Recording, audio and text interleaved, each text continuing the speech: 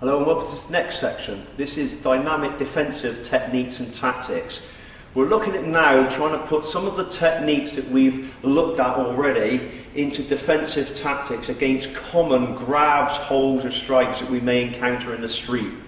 Now the core of these techniques are to make them as simple and practical as possible. We're looking at 1, 2 or 3 strike combinations to get yourself out of a grab or hold and make an escape. So we're not looking for long-winded or sophisticated techniques. If it gets the job done, that's what we're trying to apply. So once more, we're looking at that military science of fighting. Their principle was to get the job done and to escape as quickly as possible so that nobody else would be involved in that situation. It's going to be the same for you in any sort of self-defense scenario. Is to get away as quickly as possible. So the techniques are going to be quite straightforward to work. Alright, let's start off with a common street grab from the front, and we're going to look at a fast and effective way of countering this straight away. We're going to deal with being grabbed by the front of the shirt or the coat with both hands here. Okay? Once this technique comes in, the danger for me is not being grabbed by the coat or the shirt front, it's being possibly pulled into a headbutt, which is going to finish the fight straight away. So from this position, as soon as he grabs, my arm is going to swing over the top of both of his arms and trap them down.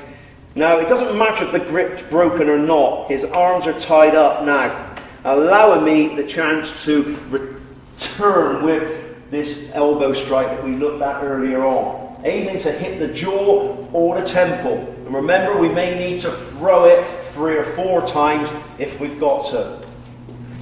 But it's very fast and sharp. It takes your body away from any frontal attack that he can give you. So he can no longer headbutt or knee me. And then the elbow drives through the target area. It opens you up. If you need to follow again and chain those strikes together, you can do so. But the opening strike is going to get you out of trouble. So let's look at it again slowly. As he grabs, my arm swings over the top and traps his arms momentarily. And you can see how it breaks his balance. He's slightly leaning in, so the elbow strike hasn't got to travel too far and we hit the target area. We want to make sure that we hit with the tip of the elbow and not the back of your tricep. Okay? Because that strike's nowhere near as effective as the point of your elbow driving through the jaw or the temple. So we look at this at a bit more speed. I'm just going to move around on this angle.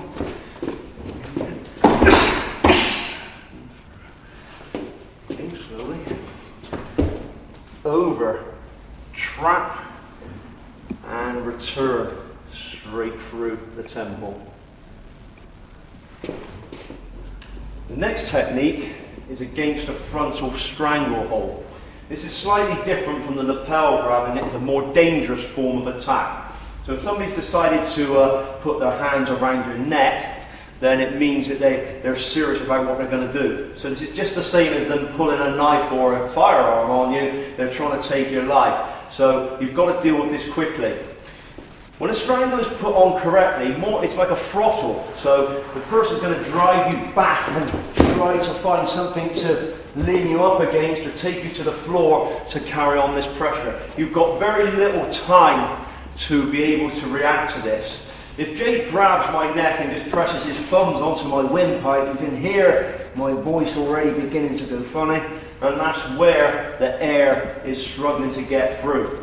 So if this person really meant it and they were trying to throttle you hard, you'd have very little time. So once more, we're going to stick to simple techniques that you can remember. We're going to do exactly the same as what we've done on the last technique. As he throttles me back, I'm going to swing my arms over the top, break the grip, and again drive back with the elbow or the hammer fist to the jaw.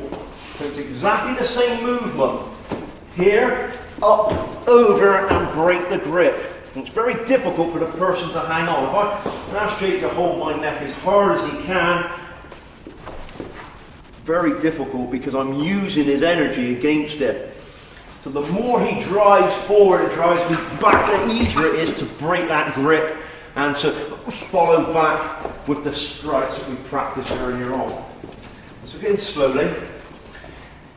Now initially, you never want to be caught square on. The problem with being caught square on is that you're going to fall backwards. So if you're in a position where you feel this person in front of you is going to kick off and actually grab you, your body needs to be bladed slightly. So never stand square. So now I can take the step back, see my leg come back, and this overbalances my opponent. So again, step back overstretches him. At the same time, that arm is coming up in a big circle and breaking the grip down. And then we're straight into the elbow strike or the hammer fist strike, depending on the distance. So you look at this again in a bit more speed.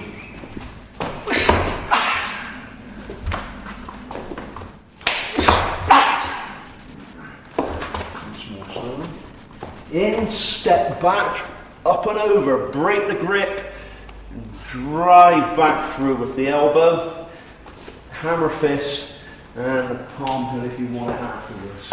Okay? That's one of the quickest ways to get out of that front strangle. Alright, this time we're looking at the same strangle, but when you're pushed up against a wall. Obviously the last technique you won't be able to do because you can't step back. So you need to have a follow-up if you can't take that step backwards. So this time if I'm driven back in and grab from this position, I'm going to use the technique we used earlier on and come up through the middle and spear the jugular notch. Straight away you can see it's broke the grip and it's gotten me out. The main priority, I want to get away from the wall and make my escape. So here, the hand comes straight up the middle, underneath the eye line, in and push down, which opens him out and breaks the strangle hold. Okay, we do this a little bit more at speed. Push me back in there. Okay. Slow that down. Straight up the middle. Push, open him out, which leaves him vulnerable to follow-up strike if I needed to do so. I can drive through and make my escape. The next form of attack we're looking at is a frontal body hold, or sometimes referred to as a bear hug. This is normally a larger person using this attack to squeeze a smaller person or to lift them off the floor. So we're going to look at a couple of quick methods to break the hold and get yourself back on an even keel again. Jake comes in and grabs hold of me. Depending on the position of his head in relation to me, then it will determine what techniques I'm going to use. Just for the moment, if you pull me right in and your head's facing in and you squeeze me in, then this gives me the open targets that we looked at earlier on today. We're going to slap down onto the ears and button straight through the eyes. Break the hold. You can see it pushes his groin forward, so if I want that groin strike, I've got it there. So straight away I look at what's available. Slap onto the ears, thumbs into the eyes. Opens up the groin for the finishing shot and make my escape. So we're going to the most direct targets available. Both of these blows fit in together. One follows the other. So if we look at this slowly, from the slap to the ears, you can see that the thumbs are placed directly for the follow-up strike. His hips come forward, which allows you the strike to the groin as you step away. So we're trying to make this as simple as we can, so that under pressure, you can remember these things.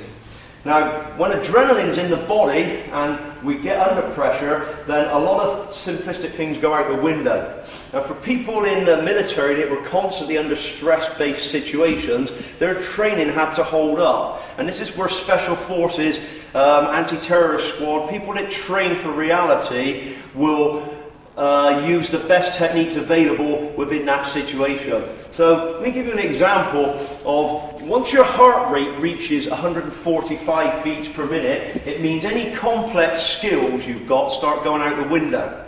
So if we talk about complex skills, let's say it's a surgeon doing an operation, for instance. Now, if that surgeon is in an operating theatre and everything's fine and it's the right setting, he'd be able to perform that. But if he had to perform that same operation in the middle of a battlefield where, you know, there was mortar shells blasting down around him and his heart rate was going up, suddenly those simple, complex skills become very difficult.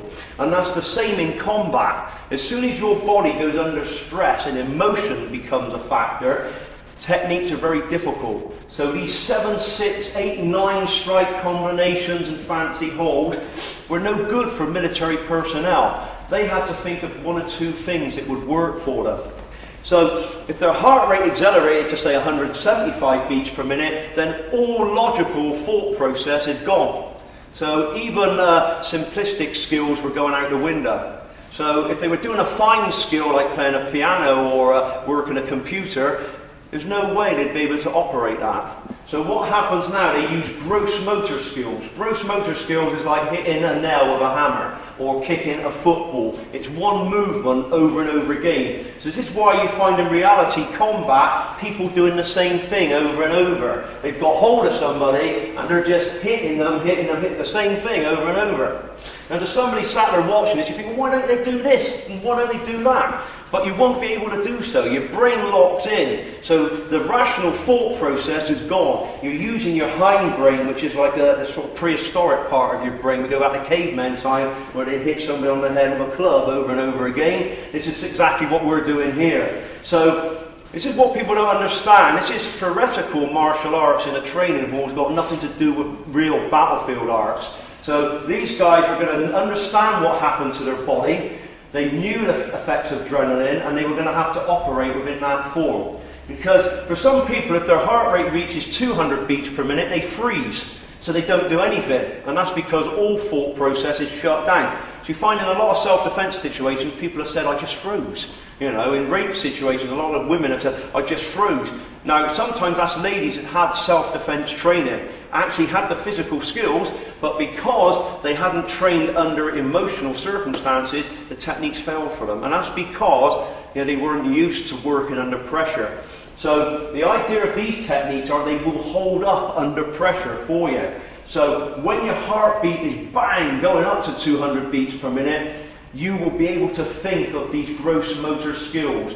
1, 2, 3, they're blows that you can do. And this is why military personnel had to do this. Because if they were in training for 6 weeks and suddenly found themselves out behind enemy lines, facing somebody, they couldn't draw on hundreds and hundreds of techniques. They had to draw on the few techniques that they knew were effective. And this is why we can adapt them into self-defense.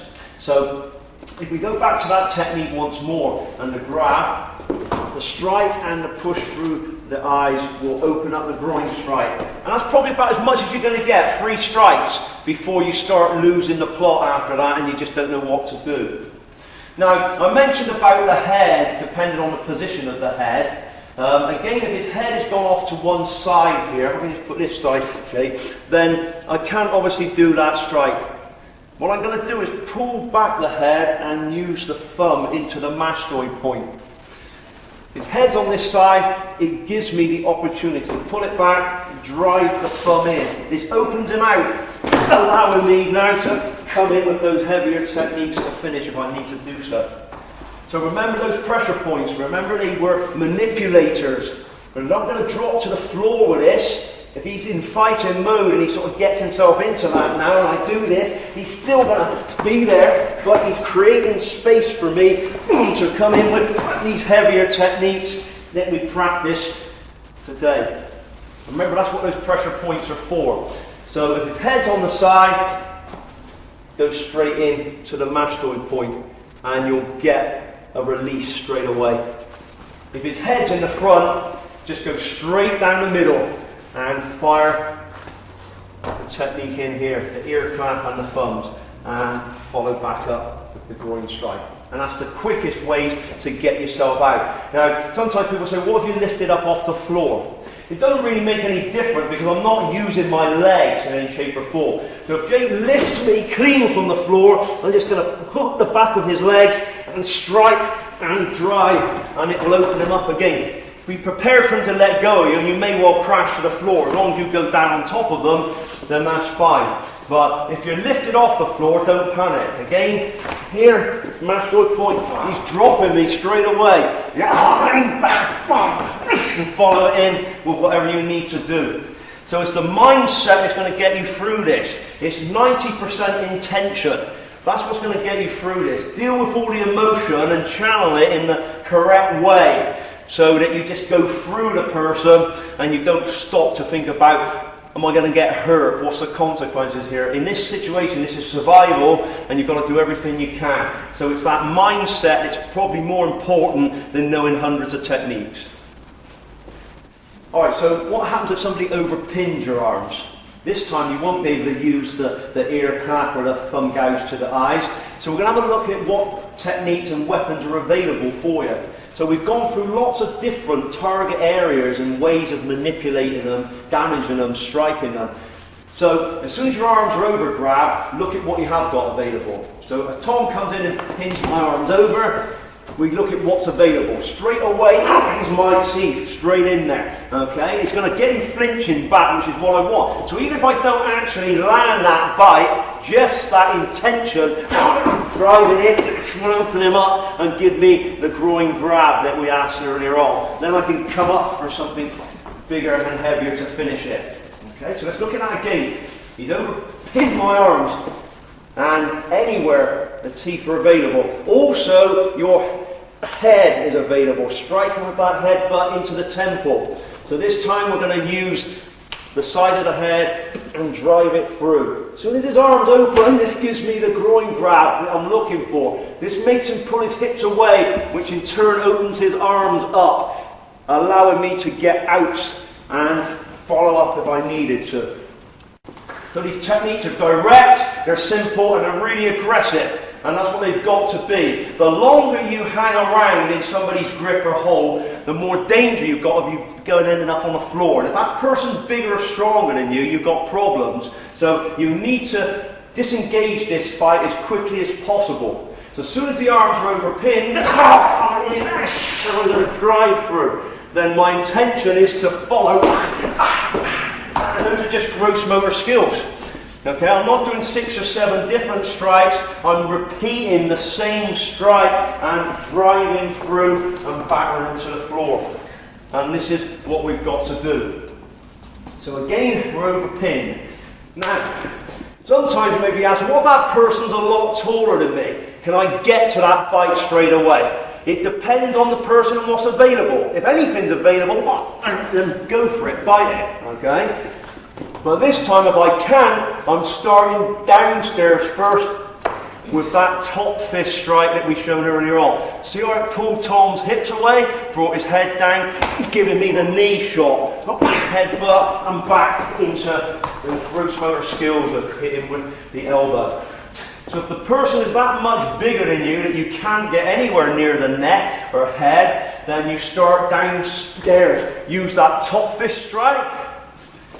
Or the groin grab. Remember, going right up underneath and seizing the testicles and stretching.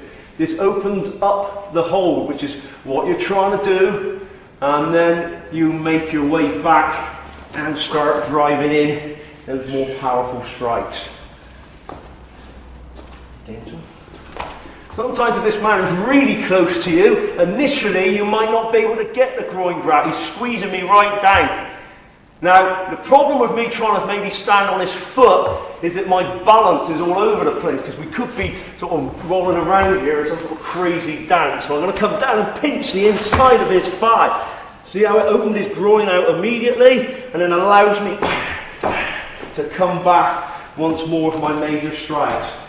So if you're so close that the man has pinned your hip and you can't reach the groin, this is where you'll pinch the flesh on the inside of the leg. Immediately opens him up and allows you to get through for your finishes.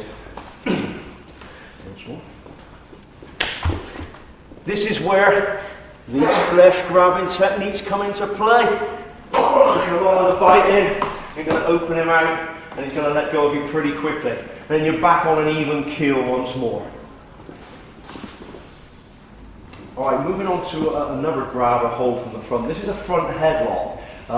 We touched slightly on this earlier on when we mentioned about the guillotine strangle. But in most cases, when people grab you in a front headlock, they don't really know what they're doing. But they tend to start squeezing the neck and make it uncomfortable for you. So let's just look at the attack itself. Down and in here.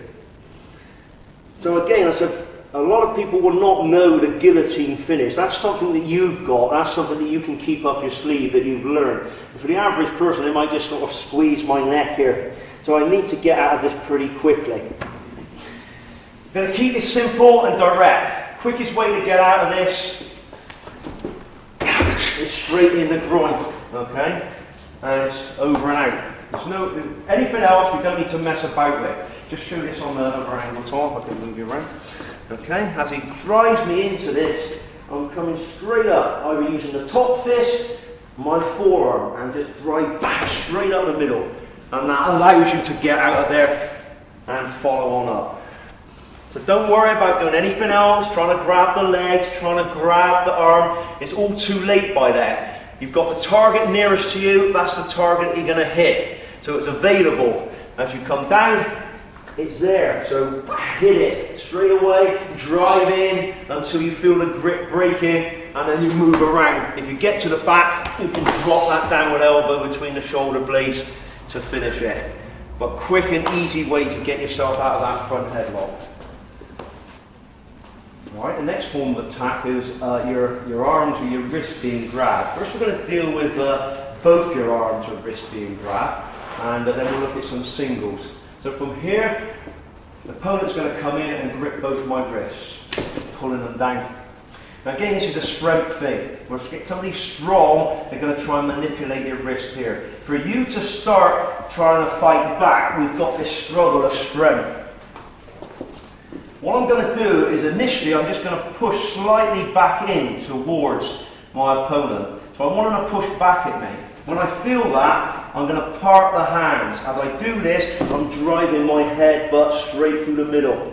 So I'm almost pushing the man to make him give me this technique. As I part the hands away, I drive the crown of my head into his face and then follow up immediately with a knee into the midsection, which breaks me out of the hold. So we look at this again. He's pulled my hands down. I'm going to push back slightly, get some reaction, then open them out and drive the headbutt straight through the face. Then I can come up, knee, and disengage and step away, or follow it up if I need to do so.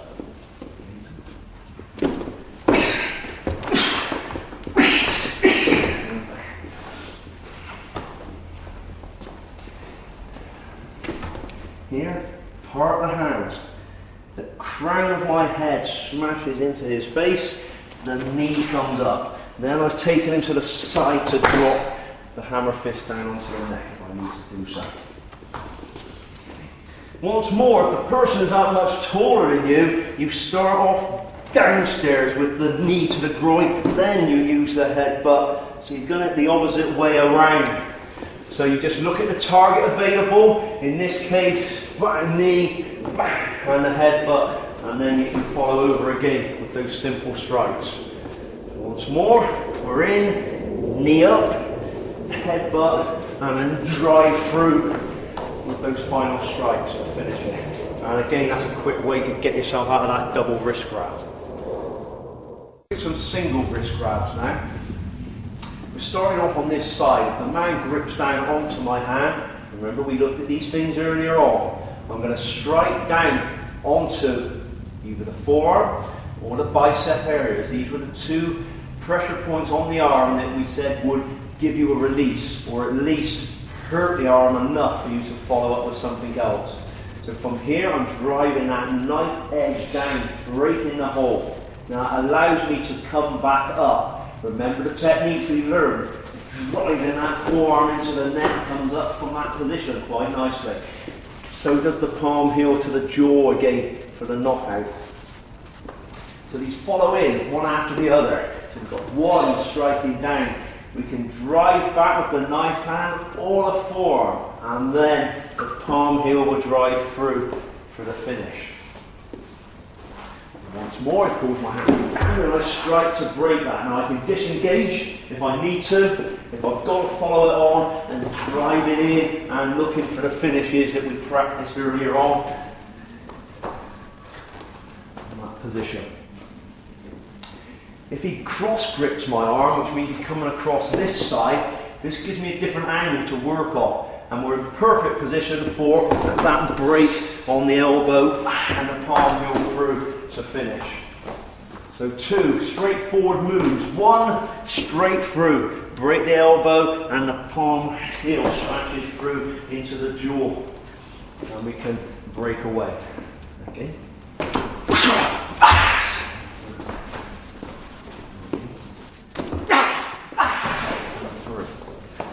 So whichever way you grip, whether it be this side, you're going to strike straight in. If we're cross gripped, we smash the elbow. If we're double wrist grip, straight through the middle for the head butt. We're keeping it simple. What we're not doing is fighting against the grip itself. As soon as we start doing this, we're wasting valuable time and it becomes a struggle where suddenly he might decide to hit me or grab me and we end up rolling around on the floor. So I'm not going to address the actual grip, I'm going to go for something else and hit it. Stun him, open him up and come through for the finishes. Alright, we're moving on to attacks from behind. Most of the ones we looked at from the front are the common type of scenario you're going to get. Now we're going to deal with being gripped or grabbed from behind. Now the problem for this is that you've got no awareness. So if somebody has gripped you or grabbed you from behind, it means you didn't see them coming. So momentarily there's going to be that freeze where you suddenly think, what's going on? And then you've got to decide this quickly and make your escape. So being switched on and staying switched on is really important so that you don't get caught from behind. But obviously we all make mistakes. And if you're walking along switched off in some shape or form, you may be vulnerable to this attack. Again, in the field for military, they would have to watch their back constantly. This is the time that the enemy would try to get them from behind, whether it's attack them with a knife, whatever it may be. So they had to be switched on, and the skills that they had to be really sharp and quick. And these techniques that we're going to look at are the ones that got a high percentage chance of working for you. Okay. We're going to deal, first of all, with the chokehold or strangle. Now remember, we looked earlier on how effective that choke is. For the average person grabbing you, they don't really know what they're doing. They just sort of roughly stick this around your throat and start throttling you. Now even if somebody doesn't know what they're doing, there's a great likelihood that they can damage the windpipe simply by just crudely throttling you there. So we need to address this as quickly as we can to get out of it. So we're going to look at 2 scenarios. One where I'm going to remain on my feet, and the second one where I'm going to take this to the floor because I won't have any choice, but I'll explain that in a moment. So the first one coming around, if I can see this coming around, I'm going to make 2 hooks with my fingers and hook them inside his forearm and drop my elbows down. Now if I ask Tom to try and complete that strangle or choke now, he's got problems because I've got the power of leverage over him here. Now if I keep my elbows up and ask Tom to complete it, he chokes me with my own hands. So the first thing is to make the hook and drop your chin down. Because I don't know whether that's just a choke or whether he might have a knife in that hand. I don't know what's going on. So this is my survival instinct. Now I start going back to those gross motor skills that we worked on. Elbows back into the solar plexus, striking and hitting the groin until you find your way out. Then you can follow down if you need to do so. Okay? We're going to keep it simple, straightforward. As he comes around, I hook in and prevent him from closing the windpipe down. Then I start looking to strike back. Continual elbows into the solar plexus, hammer fist in the groin until I can turn out and then driving down again with multiple strikes to the neck and the spine. Slow it down. In and check it here.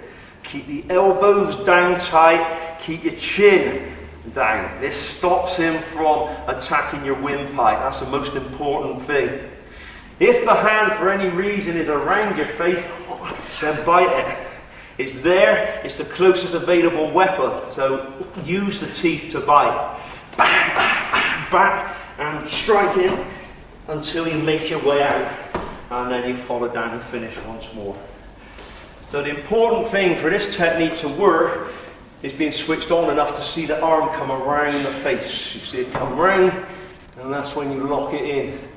And then you can begin your follow-up moves, make your escape, and finish it if you need to do so. Okay?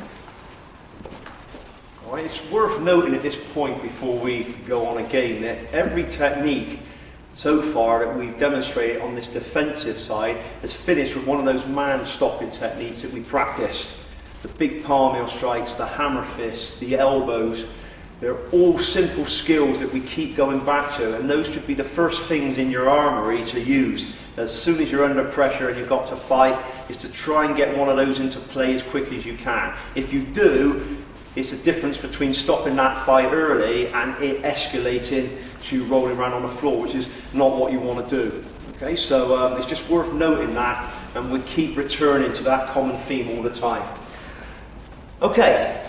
If I'm switched off here and I'm grabbed from behind, it is really difficult for me to keep my feet. So I'm just going to show, if Tom just grabs me and pulls me back and I don't know it's going to happen, it's very difficult and I'm going to hit the floor pretty quickly.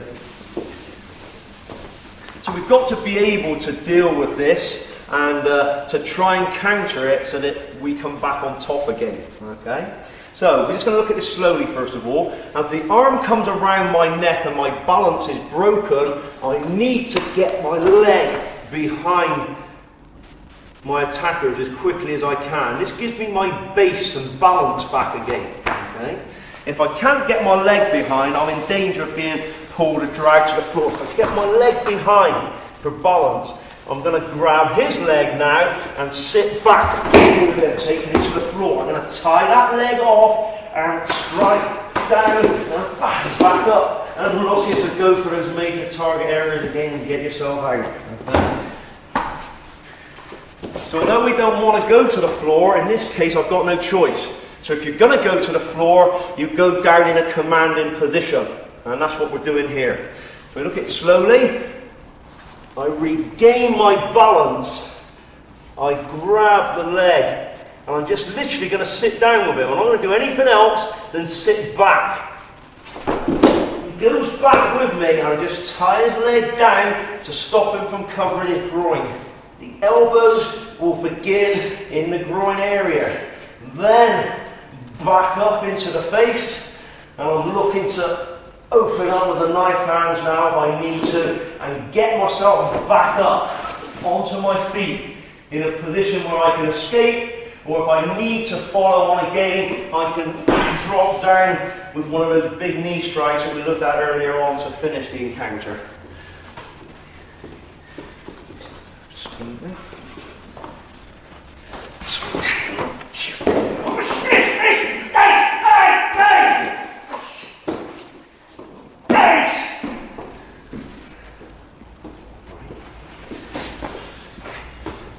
So again, you've got to have the intent to do this. You're in a dangerous situation here. You've got to give it everything you've got to escape.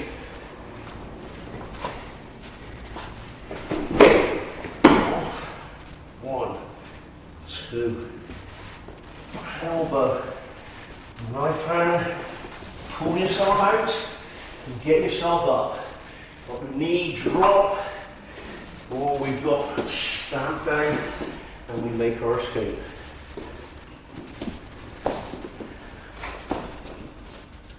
Alright, we're looking at body grabs now from behind. We've dealt with them from the front, so we need to deal with them from the back as well, with the arms free and the arms pinned. The first one is the arms free. As soon as those arms go around the body, you're in danger of being lifted. That's probably what's going to happen. Or otherwise the person's got round the back there because they're hurt and they're trying to hang on to you. So let's look at the weapons that are available again from this position. The first one I'm going to use is the back of my head and smash that into the face. And you use that rear headbutt as many times as you can so that you begin to feel the grip opening for you. From here now, we're going to use our elbows to pivot and strike either side of his head. Here, these are swinging elbows, it just club around and open him out. Once I feel the grip open, we're into the strike to the groin. We've broken free and we can finish if we need to once more. So from this grip, straight away you've got to look at what have I got available, what can I use? Could you use your feet? Maybe, but for most people, if they're lifting you or moving you around, you're going to be stamping all over the place and not finding anything.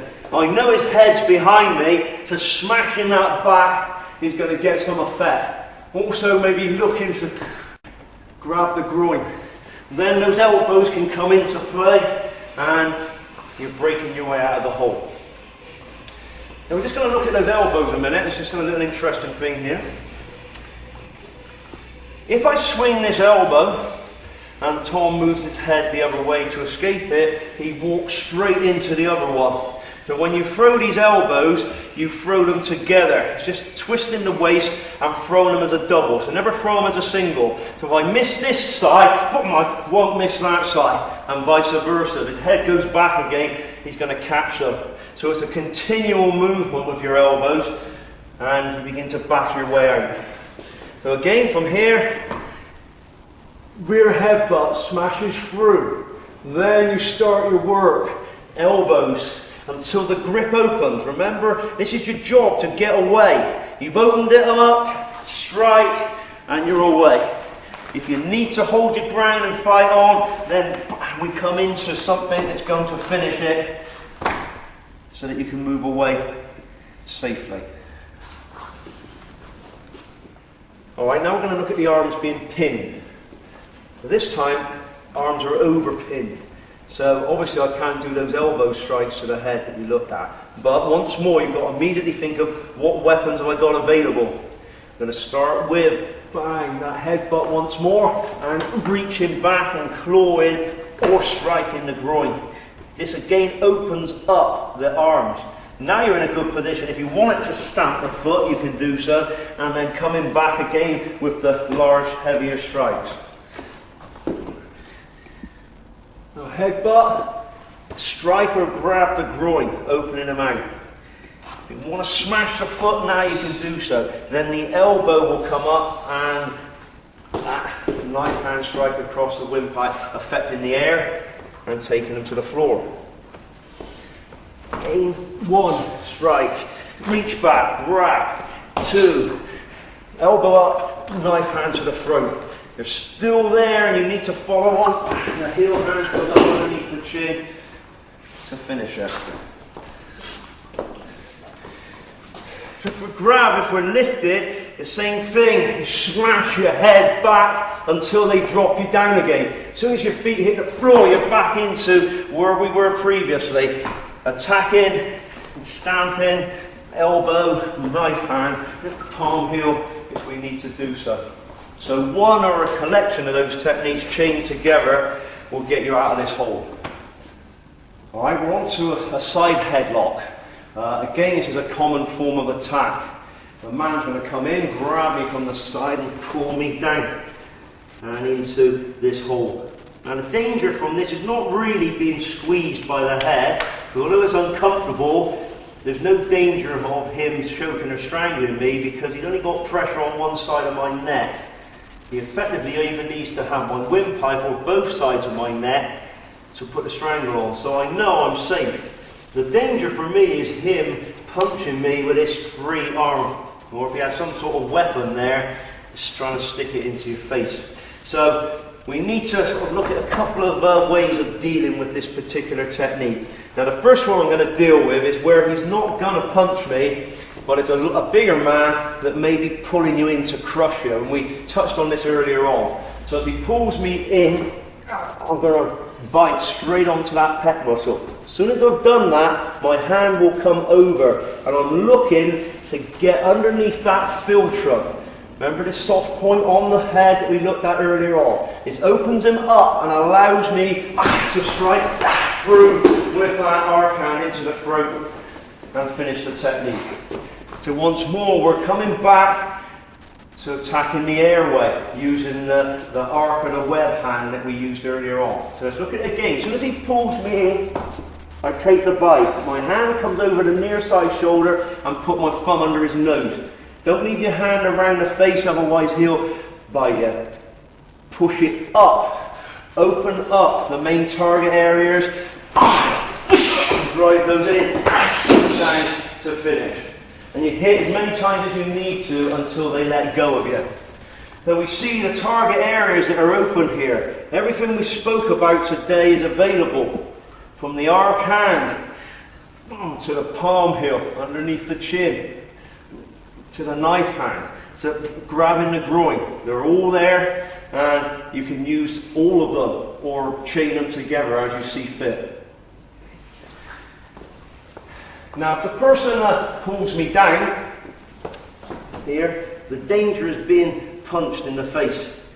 Now, initially, if he starts punching, you're going to have to cover up and expect to get hit a couple of times when that happens.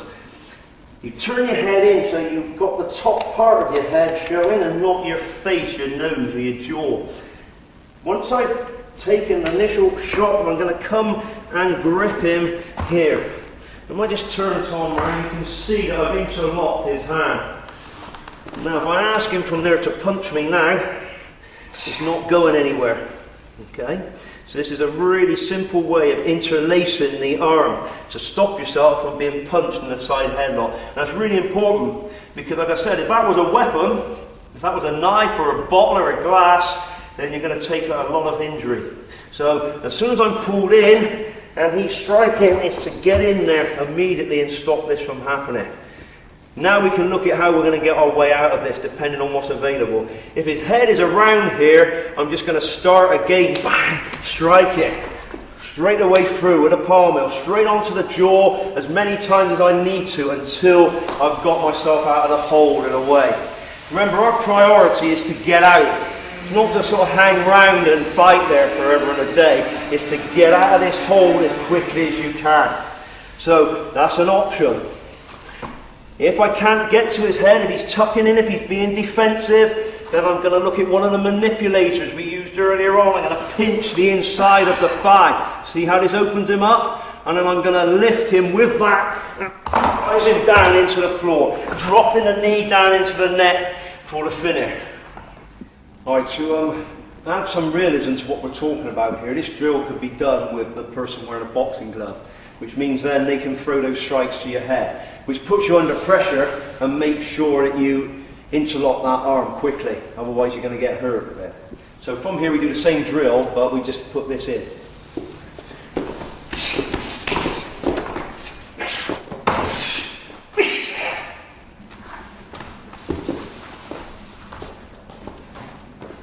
Again.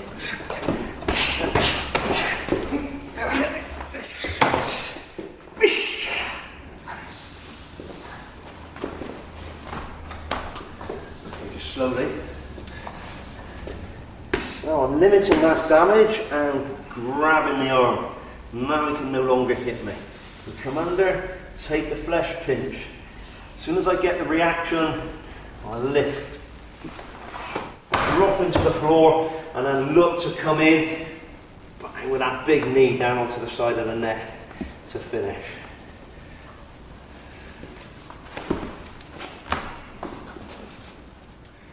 Alright, being grabbed from an off angle is another form of attack where somebody's trying to ambush you or set you up. So this is where they're being grabbed from the shoulder and possibly being pulled around into the punch. So a couple of things to look at defensively. You'll know the difference between a friendly grab and an aggressive one. So if it happens to be your mate coming up and touching on the shoulder, you're not going to turn around and put his teeth down his throat. So what we're going to do is feel that this is aggressive enough to make adrenaline surge through my body and give me this flinch reflex. Then my shoulders come up and this hand has come up defensively, just in case there's something coming through there. As I feel him pulling me, I don't want to face him, because if he's going to hit me, he'll get there first. So I'm going to use this off-angle strike to the throat or the neck, depending on the situation, and back straight through the middle with the palm heel again into the jaw.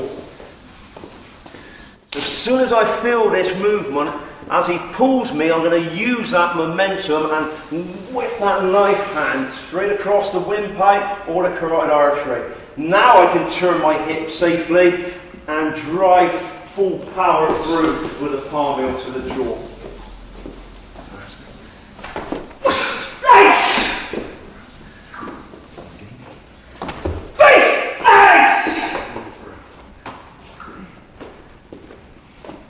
Alright, again dealing with an off-angle attack. This time we're going to be bear hug once more, pinned over the arms but from the side. So he's coming and grabbing me this way. This is slightly different to where we were before. So let's look at how we're going to deal with this. Straight away I'm going to use the headbutt into the face, and the back of my hand this time hits the groin, opening him up. This allows me the opportunity, if I want to, smash down through the knee for the finish. So from this off angle, again I've got to look at techniques available to me. The headbutt is there. This backhand slap into the groin opens him out, and then I can use the kick onto the knee joint to finish it. We look at this again.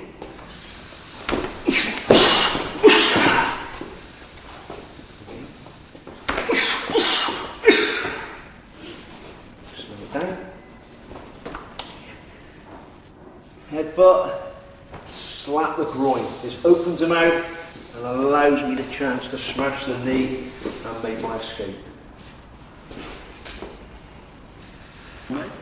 Transition. Okay. Right, the final thing we're dealing with here is being punched from an off angle. A lot of the time, we're addressing being punched from the front, but normally that takes a lot of bottle for somebody to actually stand up in front of you and fight you. What you're going to find is in street self-defense situations that they'll try and blindside you and hit you with a sucker punch. So this is why we've got to be careful and be aware. But if I get any glimpse of this punch coming, I'm covering this up here, okay? So if Tom just fires that in, I'm going to cover it up on my back arm. I'm just lifting it. So it's a natural reflex. I see something come in and I'm going to cover it up. Then I come out of this crouch and open out again with those strikes that we've practiced right the way through this time. So here I cover up instinctively. So whatever's come through is not going to hit my face or my neck.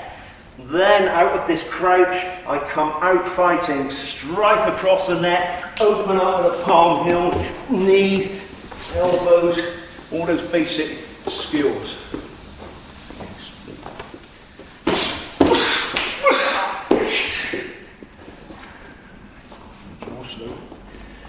Cover up and immediately adjust, come out, strike, through, chain those strikes together to finish it.